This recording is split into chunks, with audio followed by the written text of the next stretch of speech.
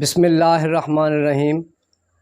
آج ہم ویتنام کی جنگ آزادی اور ویتنام کے عظیم حریت پسند لیڈر ہو چی مین کی حیات و خدمات پر بات کریں گے۔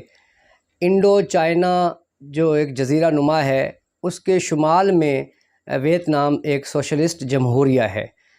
ہمیں تاریخ میں اس علاقے کا علم 400 قبل مسیح میں ہوتا ہے، جب جنوبی چین سے لوگ آ کر اس علاقے میں آباد ہوئے اور انہوں نے یہاں پہ موجود تھائی نسل کے لوگوں کے ساتھ جو ہے وہ مل جل کے رہنا شروع کیا۔ 200 قبل مسیح میں یہاں پر ہمیں ایک ریاست کے قیام کا علم ہوتا ہے، جس کا نام جو ہے نام ویت تھا۔ 111 قبل مسیح میں چینیوں نے اس علاقے پر قبضہ کر لیا اور پھر تقریباً 1000 سال تک یہ علاقہ چینیوں کے انڈر رہا۔ ویتنام کے لوگوں نے اپنی جنگ آزادی کو جاری رکھا، کوشش جاری رکھی، بالآخر وہ آزادی حاصل کرنے میں کامیاب ہو گئے۔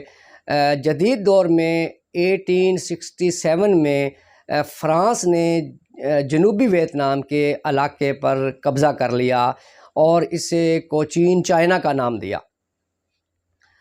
سن 1900 میں فرانس نے لاؤس اور کمبوڈیا کے علاقوں پر بھی قبضہ کر کے جنوبی ویتنام کے ساتھ اس پورے علاقے کو ملا کر اس کا نام فرینچ انڈو چائنا رکھ دیا۔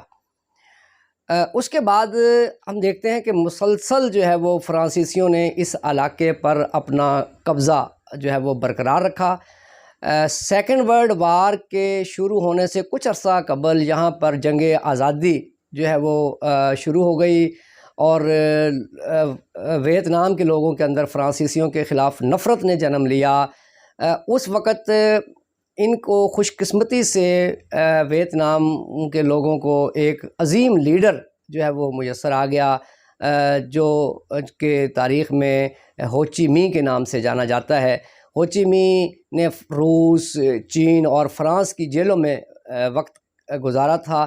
یہاں سے رہائی پا کر یہ 1941 میں یہ ویتنام پہنچا اور اس نے یہاں پہ جو ہے وہ ویت مین کے نام سے ایک گوریلا تنظیم قائم کی اور جنگ آزادی کا جو ہے وہ بھرپور آغاز کیا۔ فرانسیسیوں کو جو ہے وہ ہر محاذ پر اس نے شکست دی، لیکن سیکنڈ ورلڈ وار کے دوران ہی ویتنام کے بڑے علاقے پر جاپانیوں کا قبضہ ہو گیا۔ تو یعنی فرانسیسی اور جاپانی جو تھے وہ اس پورے ویتنام پر قابض ہو گئے۔ اس نے ہو چی مین نے بڑی بہادری کے ساتھ تقریباً 9 سال تک یہ جنگ آزادی لڑی۔ بالآخر فرانسیسیوں کو اور جو جاپانی تھے ان کو شکست کا سامنا کرنا پڑا۔ 1954 میں ایک جنیوا معاہدہ ہوا، جس کے نتیجے میں جو ہے وہ ویتنام کو ان علاقوں پہ اقتدار تو ان کا قائم ہو گیا۔ فرانسیسی اور جاپانی جو مکمل طور پہ یہاں سے نکل گئے، لیکن ویتنام کو 2 حصوں میں تقسیم کر دیا گیا، شمالی ویتنام اور جنوبی ویتنام۔ شمالی ویتنام جو تھا وہ سوشلسٹ تھا اور اس کا جو کیپٹل تھا وہ ہنوئی تھا اور اس کے اوپر جو ہے وہ ہو چی مین کا اقتدار قائم ہوا، جبکہ جنوبی ویتنام جو تھا یہ فرانس کے جو ہے وہ کٹ پتلی حکومت بنی، فرانس کے کہنے پر جو حکومت بنی، اور یہاں پہ جو ہے وہ باؤ دائی یہاں کا حکمران بنا، جو کہ فرانسیسیوں کی طرف سے ایک کٹ پتلی حکمران تھا۔ وہ زیادہ عرصہ حکومت نہ کر سکا۔ 1 سال بعد ہی یہاں پہ جو ایک بڑا رہنما تھا، اس نے جس کا نام جو ہے وہ ڈائم ہے، اس نے جو ہے وہ باؤ کو شکست دے کر اس جنوبی ویتنام پر قبضہ کر لیا اور یہاں کا وزیر اعظم بن گیا۔ اسی دور میں امریکہ کے پریزیڈنٹ جو آئزن ہاور تھا، اس نے یہاں پہ مداخلت شروع کر دی اور اس نے جنوبی ویتنام کو اسلحہ اور بھاری رقوم دی تاکہ وہ شمالی ویتنام جو کہ سوشلسٹ تھا اس کے خلاف جنگ لڑے۔ اس طرح شمالی ویتنام اور جنوبی ویتنام کے درمیان جو ہے وہ ایک بڑی لڑائی کا سلسلہ شروع ہو گیا اور جس میں دونوں طرف سے ویتنام کے ہی لوگوں کا نقصان ہوا۔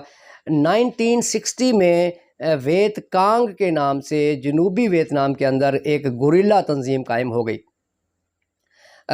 یعنی ایک طرف سے شمالی ویتنام کا حکمران جو تھا ہوچی می، وہ جنوبی ویتنام پر حملے کر رہا تھا، اور امریکن جو ہے وہ فورسز اور ان کے پروردہ جو حکمران تھے ان کو بڑا ٹف ٹائم دے رہا تھا۔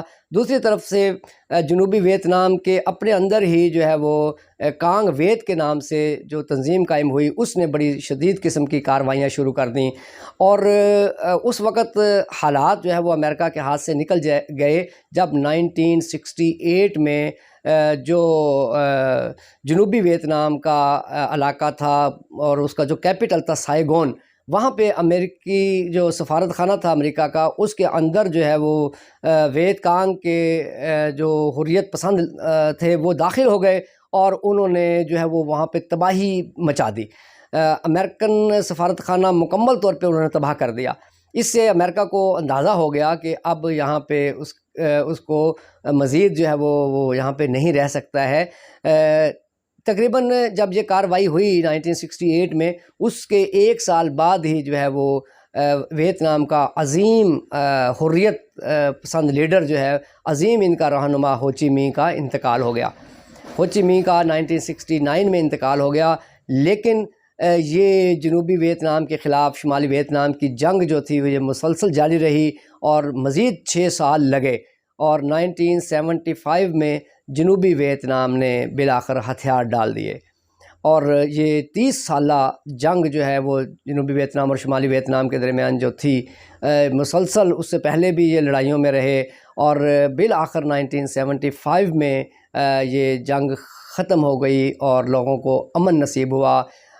25 اپریل 1975 کو یہاں پہ ریفرینڈم ہوا۔ اس بات پر ریفرینڈم ہوا کہ کیا دونوں ویتنام جو ہے شمالی ویتنام اور جنوبی ویتنام، ان کو ختم کر کے ایک ہی ویتنام کر دیا جائے اور ان کو اکٹھا کر دیا جائے۔ تو بہت بڑی تعداد میں ویتنام کے لوگوں نے اس کے حق میں رائے دی۔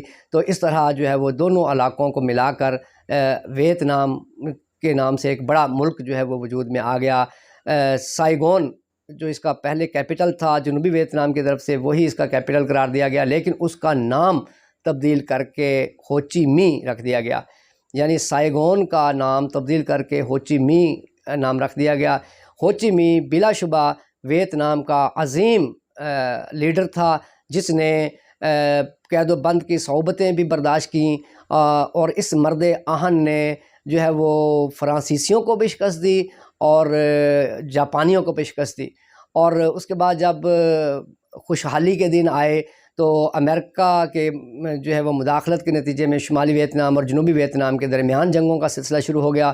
تب بھی جو ہے وہ اس نے ہوچی می نے اپنی بھرپور جو ہے وہ عسکری جد و جہد کے ذریعے جو ہے وہ جنوبی ویتنام کو عبرتناک شکست دی، اور امریکن مفادات جو ہے وہ ان کو بہت زیادہ نقصان پہنچایا۔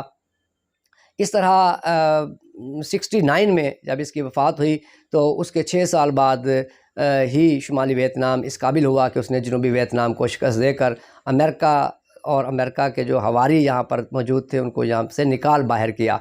ہوچی می خود ایک بہت حریت لیڈر ہونے کے ساتھ ساتھ بہت پڑھا لکھا انسان تھا۔ ہوچی می کے منتخب مضامین کے نام سے ایک مشہور کتاب اس کی یادگار ہے۔